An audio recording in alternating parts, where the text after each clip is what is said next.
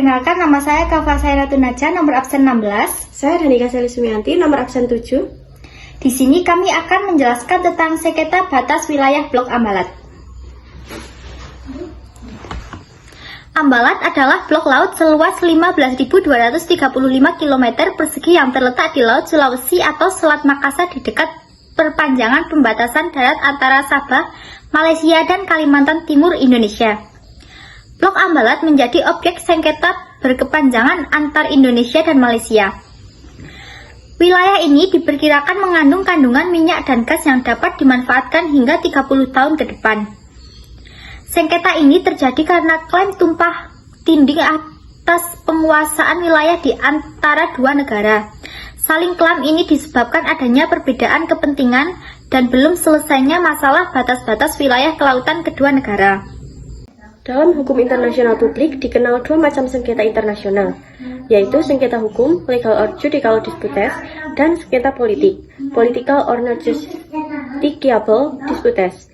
Sengketa internasional secara teoritis pada pokoknya selalu dapat diselesaikan oleh pengadilan internasional. Sesulit apapun suatu sengketa, sekalipun tidak ada peraturannya, pengadilan internasional tampaknya bisa memutuskan dan bergantung pada prinsip kepatutan dan kelayakan. Berdasarkan pasal 33 Konvensi Den Haag 1899, pada intinya penyelesaian sengketa secara damai dibagi dalam dua kelompok, penyelesaian secara diplomatik dan penyelesaian secara hukum. Sengketa Indonesia-Malaysia atas Ambalat dimulai ketika kedua negara masing-masing melakukan penelitian di dasar laut untuk mengetahui landas kontinen dan zona ekonomi eksklusif pada tahun 1969.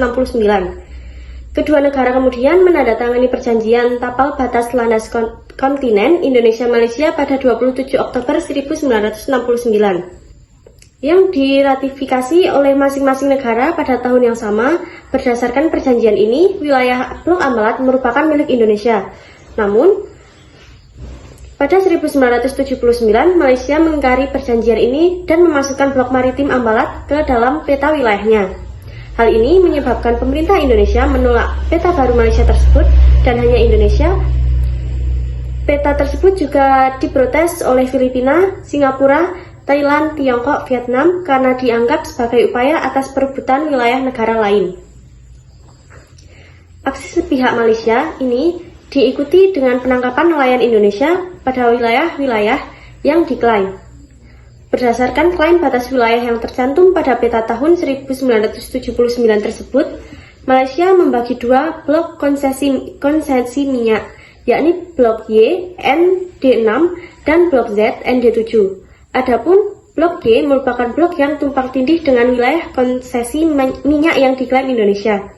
Sementara blok Z adalah blok yang tumpang tindih dengan wilayah yang diklaim Filipina. Pada 16 Februari 2005, Malaysia memberikan konsesi minyak di kedua blok tersebut kepada perusahaan minyak milik Inggris dan Belanda.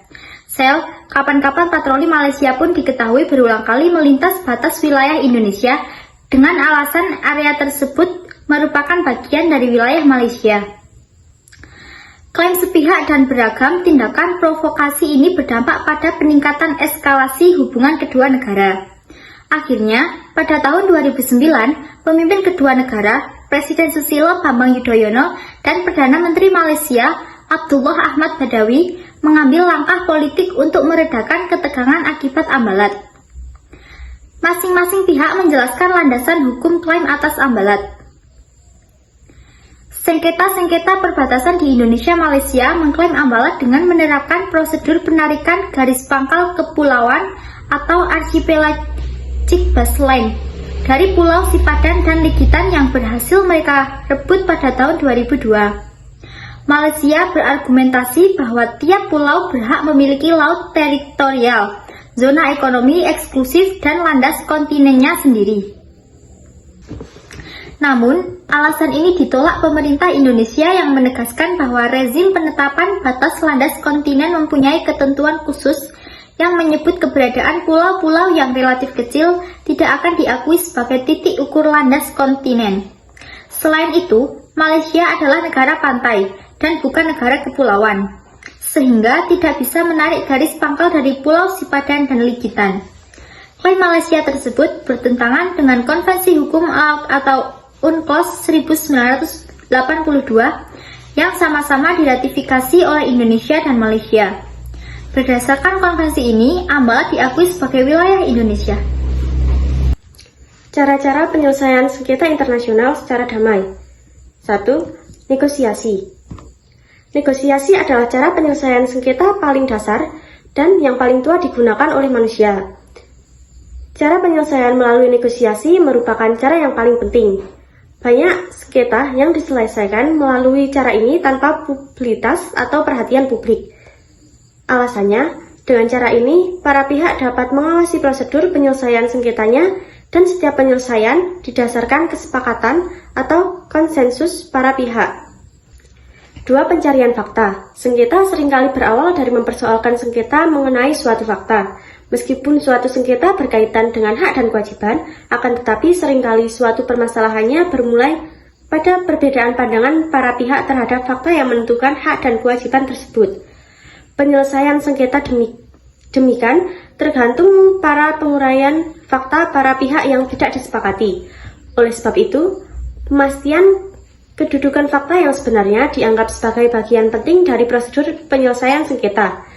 Dengan demikian, para pihak yang bersengketa dapat memperkecil masalah sengketanya dan menyelesaikannya sengketa melalui metode pencarian fakta yang menimbulkan persengketaan. 3. Jasa-jasa baik. Jasa-jasa baik merupakan cara penyelesaian sengketa melalui atau dengan bantuan pihak ketiga. Pihak ketiga berupaya agar para pihak menyelesaikan sengketanya dengan negosiasi. Jadi fungsi utama jasa baik ini adalah temukan para pihak sedemikian rupa sehingga para pihak mau duduk bersama dan bernegosiasi. Yang keempat, mediasi. Mediasi merupakan cara atau metode penyelesaian melalui pihak ketiga. Pihak ketiga tersebut sering disebut dengan mediator. Mediator dalam hal ini bisa negara, organisasi internasional, atau individu. Mediator ikut serta secara aktif dalam setiap proses negosiasi. Biasanya mediator dengan kapasitasnya sebagai pihak yang netral berupaya mendamaikan para pihak dengan memberikan saran penyelesaian sengketa.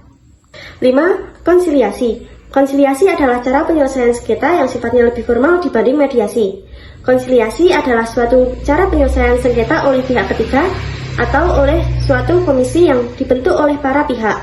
Komisi ini disebut dengan komisi konsiliasi. Komisi konsiliasi bisa yang sudah terlembaga atau ad hoc yang berfungsi untuk menetapkan persyaratan penyelesaian yang diterima oleh para pihak. Namun, putusannya tidak mengikat para pihak. 6. Arbitrase. Penyelesaian sengketa melalui arbitrase merupakan penyerahan sengketa secara sukarela kepada pihak ketiga yang netral yang mengeluarkan putusan bersifat final dan mengikat.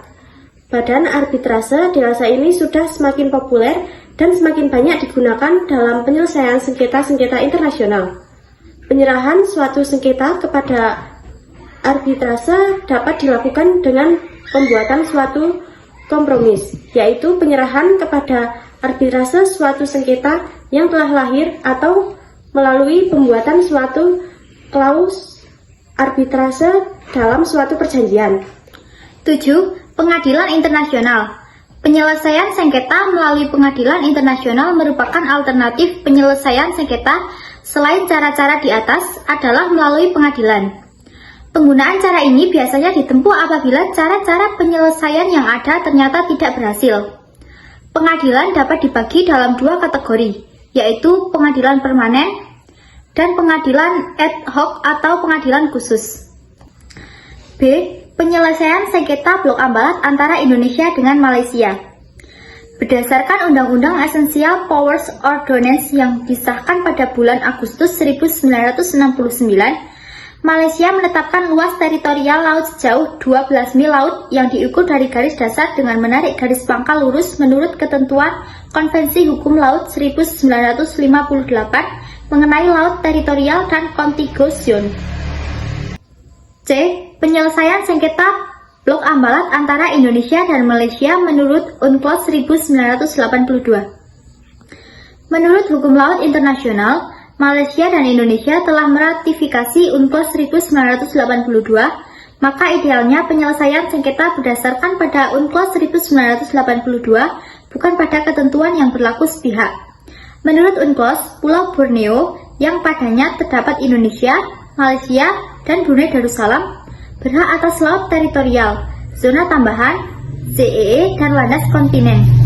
Sekian penjelasan mengenai sengketa batas wilayah Blok Ambalat. Kurang dan lebihnya kami mohon maaf. Selamat siang.